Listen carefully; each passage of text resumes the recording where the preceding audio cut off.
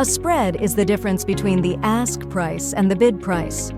For example, if the euro to US dollar is trading with an ask price of 1.14010 and a bid price of 1.1400, then the spread will be the ask minus the bid price, in this case, 0.0001. So a spread of 0.0001 is equal to 1 pip. For yen-based currencies like US dollar, Japanese yen, the spread is again the difference between the ask and the bid price.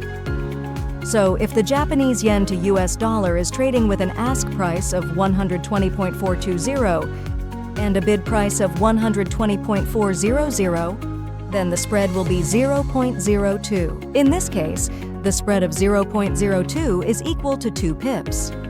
Catch my next video and get the full explanation.